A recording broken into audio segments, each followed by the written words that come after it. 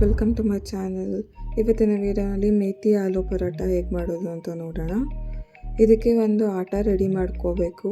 ಅದಕ್ಕೆ ನಾನಿವಾಗ 4 ಕಪ್ಪಷ್ಟು ಗೋಧಿ ಹಿಟ್ಟನ್ನ ತೊಗೊಂಡಿದ್ದೀನಿ. ಅದಕ್ಕೆ 1 ಸ್ಪೂನಷ್ಟು ಉಪ್ಪು ಹಾಕಿದ್ದೀನಿ. ಮತ್ತು ಇವಾಗ ಚೆನ್ನಾಗಿ ತೊಳ್ಕೊಂಡು ಹೆಚ್ಚಿಟ್ಕೊಂಡಿರೋ ಅಂತ ನಾನು ಮೆಂತ್ಯ ಸೊಪ್ಪನ್ನ ಹಾಕ್ತಾಯಿದ್ದೀನಿ. ಇದನ್ನು ಸಣ್ಣ ಸಣ್ಣದಾಗಿ ಕಟ್ ಮಾಡಿ ಹಾಕ್ಕೊಳ್ಳಿ. ಮತ್ತು ಇದನ್ನು ಕ್ಲೀನಾಗಿ ಒಂದು ಸಲ ಮಿಕ್ಸ್ ಮಾಡಿಕೊಂಡು ಆಮೇಲೆ ನಾನೀಗ ಎಷ್ಟು ಬೇಕೋ ಅಷ್ಟು ನೀರನ್ನ ನಿಧಾನಕ್ಕೆ ಹಾಕ್ಕೊಂಡು ಕಲಿಸ್ಕೊತೀನಿ. ನೀರನ್ನ ನೀವು ಒಂದು ಸ್ವಲ್ಪ ಬೆಚ್ಚಗಿರೋ ನೀರಲ್ಲಿ ಕಲಿಸ್ಕೊಂಡ್ರೆ ಆಟ ಬಂದ್ಬಿಟ್ಟು ಸಾಫ್ಟಾಗಿರುತ್ತೆ. ಸೊ ಅದಕ್ಕೆ ಆದಷ್ಟು ಸ್ವಲ್ಪ ಬೆಚ್ಚಗಿರೋ ನೀರಲ್ಲಿ ಕ್ಲೀನಾಗಿ ಮಿಕ್ಸ್ ಮಾಡ್ಕೊಳ್ಳಿ. ಮತ್ತು ನಿಮಗೆ ಇಲ್ಲಿ ಮೆಂತ್ಯ ಸೊಪ್ಪಿನ ಕಹಿ ಇಷ್ಟ ಆಗಲ್ಲ ಅಂತ ಅಂದರೆ ಅಷ್ಟಾಗಿ ಕಹಿ ಬರೋದಿಲ್ಲ. ಆದರೂ ನಿಮ್ಗೆ ಇಷ್ಟ ಆಗ್ತಿಲ್ಲ ಅಂದರೆ ಒಂದು ಸ್ವಲ್ಪ ಎಣ್ಣೆಯಲ್ಲಿ ಬಾಣಲಿಲಿ ಹುರ್ಕೊಂಡು ನೀವು ಅದನ್ನು ಇವಾಗ ಹಾಕ್ಕೋಬೋದು. ಮತ್ತು ಲಾಸ್ಟಿಗೆ ನಾನು ಎಣ್ಣೆ ಹಾಕಿ ಕ್ಲೀನಾಗಿ ಒಂದ್ಸಲ ಮಿಕ್ಸ್ ಮಾಡಿ ಎತ್ತಿಡ್ತಾಯಿದ್ದೀನಿ. ಎಣ್ಣೆ ಹಾಕೋದ್ರಿಂದ ಮೇಲ್ಗಡೆ ಏನು ಗಟ್ಟಿ ಆಗುತ್ತೆ, ಅದು ಗಟ್ಟಿ ಆಗೋದಿಲ್ಲ. ಎಣ್ಣೆ ಹಾಕ್ಬಿಟ್ಟು ಒಂದು 20 ನಿಮಿಷವರೆಗೂ ರೆಸ್ಟ್ ಮಾಡೋಕ್ಕೆ ಎತ್ತಿಡಿ. ಈಗ ನೆಕ್ಸ್ಟು ಒಳಗಡೆ ಏನು ಫಿಲ್ಲಿಂಗ್ ಮಾಡ್ತೀವಿ ಅದನ್ನು ರೆಡಿ ಮಾಡ್ಕೊಳ್ಳೋಣ. ನಾನೀಗ ಒಂದು 4ರಿಂದ 5 ಆಲೂಗೆಡ್ಡೆನ ಕ್ಲೀನಾಗಿ ಬೇಯಿಸಿಟ್ಕೊಂಡಿದ್ದೀನಿ. ಸ್ವಲ್ಪ ಉಪ್ಪು ಹಾಕಿ ಬೇಯಿಸ್ಕೊಂಡಿದ್ದೀನಿ. ಕ್ಲೀನಾಗಿ ಇದನ್ನು ಮ್ಯಾಶ್ ಮಾಡ್ಕೊಳ್ಳಿ. ಆದಷ್ಟು ಮ್ಯಾಶ್ ಮಾಡ್ಕೊಳ್ಳೋದ್ರಿಂದ ಸಾಫ್ಟಾಗಿ ನಿಮಗೆ ಆಮೇಲೆ ಅದು ಗೆಡ್ಡೆ ಏನಿರುತ್ತೆ ಅರಿಬೇಕಾದಾಗ ಅಷ್ಟು ತೊಂದರೆ ಆಗೋದಿಲ್ಲ. ಈಗ ನಾನು ಇದಕ್ಕೆ ಮಸಾಲೆ ಐಟಮ್ಸ್ಗಳನ್ನ ಹಾಕ್ಕೋತಾ ಇದ್ದೀನಿ. ಈಗ ನಾನು ಇದಕ್ಕೆ 1 ಸ್ಪೂನಷ್ಟು ರೆಡ್ ಚಿಲ್ಲಿ ಪೌಡರು, 1 ಸ್ಪೂನಷ್ಟು ಧನಿಯಾ ಪೌಡರು, 1 ಸ್ಪೂನಷ್ಟು ಹುರಿದಿಟ್ಕೊಂಡಿರೋ ಅಂಥ ಜೀರಿಗೆ ಪೌಡ್ರ್ ಪುಡಿ ಮಾಡಿರೋದು ಹಾಕಿದ್ದೀನಿ. ಮತ್ತು 1 ಟೇಬಲ್ ಸ್ಪೂನಷ್ಟು ಚಾಟ್ ಮಸಾಲ ಪೌಡರ್ ಹಾಕಿದ್ದೀನಿ. ಅದು ಚಟ್ಪಟ ಟೇಸ್ಟ್ ಚೆನ್ನಾಗಿರುತ್ತೆ ಅಂತ. ಅದಿಲ್ಲ ಅಂದರೆ ಮ್ಯಾಂಗೋ ಪೌಡರ್ ಕೂಡ ಯೂಸ್ ಮಾಡ್ಕೋಬೋದು ನೀವು, ಸ್ವಲ್ಪ ಹುಳಿ ಬರುತ್ತೆ. ಮತ್ತು ಇದಕ್ಕೆ ಲಾಸ್ಟಿಗೆ ನಾನು ಒಂದು ಅರ್ಧ ಸ್ಪೂನಷ್ಟು ಉಪ್ಪು ಹಾಕಿದ್ದೀನಿ. ಆಗಲೇ ಆಲೂಗೆಡ್ಡೆಗೆ ಬೇಯಿಸ್ಕೊಳ್ಳೋಕೆ ಹಾಕ್ಕೊಂಡಿದ್ದೆ.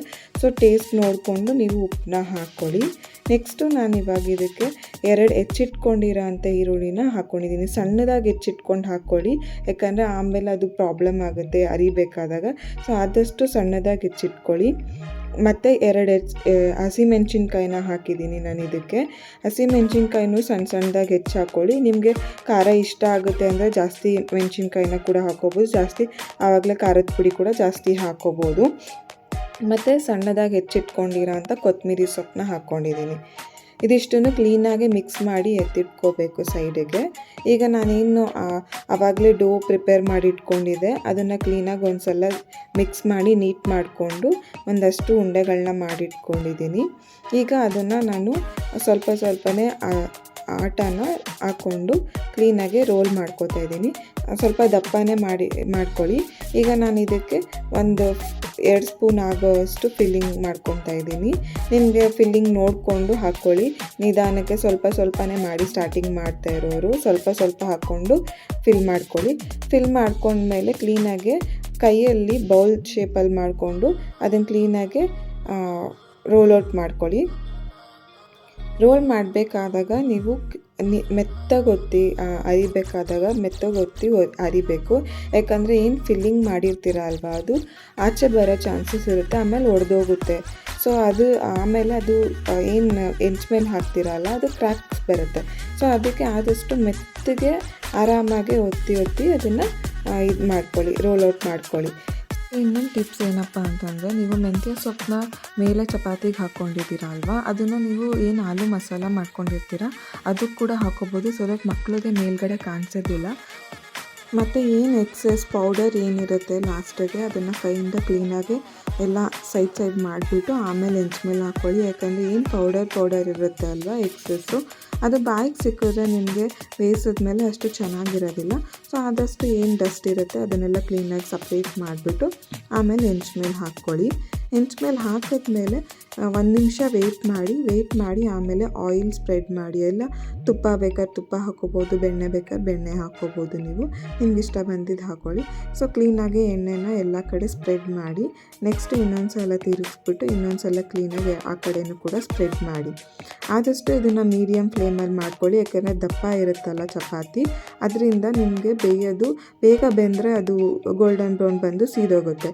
ಈಗ ಮೀಡಿಯಮ್ ಫ್ಲೇಮಲ್ಲಿ ಮಾಡಿಕೊಂಡ್ರೆ ನಿಮಗೆ ಒಳಗಡೆ ಎಲ್ಲ ಕ್ಲೀನಾಗಿ ಬೆಂದಿರುತ್ತೆ, ಚಪಾತಿ ಹಸಿ ಇರೋದಿಲ್ಲ. ನಿಧಾನಕ್ಕೆ ಬೇಯಿಸ್ಕೊಳ್ಳಿ. ನೀವು ಮೀಡಿಯಮ್ ಉರಿನಲ್ಲಿ ಬೇಯಿಸ್ಕೊಳ್ಳೋದ್ರಿಂದ ಇನ್ನೊಂದು ಏನು ಪಾಯಿಂಟ್ ಇದೆ ಅಂತಂದರೆ ಅದು ಫ್ಲಫ್ ಆಗುತ್ತಲ್ಲ, ಕ್ಲೀನಾಗಿ ಊದ್ಕೊಳ್ಳುತ್ತೆ ಕೂಡ. ನೀವು ನೋಡ್ಬೋದು ಈ ವಿಡಿಯೋನಲ್ಲಿ ಅದು ಕ್ಲೀನಾಗಿ ಮೀಡಿಯಮ್ ಫ್ಲೇಮಲ್ಲಿ ಉರಿತಿರೋದ್ರಿಂದ ಕ್ಲೀನಾಗಿ ಊದ್ಕೋತಾ ಇದೆ. ಸೊ ಆದಷ್ಟು ನಿಧಾನಕ್ಕೆ ಪ್ರೆಸ್ ಮಾಡ್ತಾ ಅದನ್ನು ಫ್ಲಫಿ ಆಗುತ್ತೆ. ಆಮೇಲೆ ಪದರ ಕೂಡ ಚೆನ್ನಾಗಿರುತ್ತೆ ನಿಮಗೆ ನೋಡೋದಕ್ಕೆ. ಮತ್ತು ಇನ್ನೊಂದು ಪಾಯಿಂಟ್ ಏನಂದರೆ, ನೀವು ರೊಟ್ಟಿ ಇದೆಲ್ಲ ಮಾಡಬೇಕಾದಾಗ ಕಬ್ಬಿಣದ ಹೆಂಚನ್ನ ಯೂಸ್ ಮಾಡಿದ್ರೆ ಚೆನ್ನಾಗಿ ಬರುತ್ತೆ. ಈ ಚಪಾತಿ ಇದೆಲ್ಲ ಕಬ್ಬಿಣದ ಹೆಂಚಲ್ಲಿ ಮಾಡಿದಷ್ಟು ಚೆನ್ನಾಗಿರುತ್ತೆ. ಕಬ್ಬಿಣದ ಹೆಂಚು ದಪ್ಪ ಇರೋದ್ರಿಂದ ಆಮೇಲೆ ಅದು ಕ್ಲೀನಾಗಿ ಟೇಸ್ಟ್ ಚೆನ್ನಾಗಿ ಬರುತ್ತೆ ಕಬ್ಬಿಣದ್ದು ಯೂಸ್ ಮಾಡೋದ್ರಿಂದ.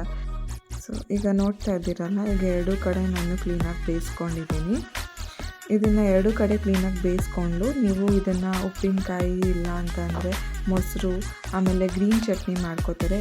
ಗ್ರೀನ್ ಚಟ್ನಿ ವೀಡಿಯೋ ಬೇಕು ಅಂದರೆ ಕಮೆಂಟ್ ಬಾಕ್ಸಲ್ಲಿ ತಿಳಿಸ್ಕೊಡಿ, ಅದು ಕೂಡ ಒಂದು ವೀಡಿಯೋ ಮಾಡಿ ಹಾಕ್ತೀನಿ. ಸೊ ನೀವು ವೀಡಿಯೋದಲ್ಲಿ ನೋಡ್ಬೋದು ನನ್ನ ಚಪಾತಿ ಹೀಗಾಗಿದೆ. ನೀವು ಕೂಡ ಮನೇಲಿ ಒಂದು ಸಲ ಟ್ರೈ ಮಾಡಿ, ಚೆನ್ನಾಗಿರುತ್ತೆ.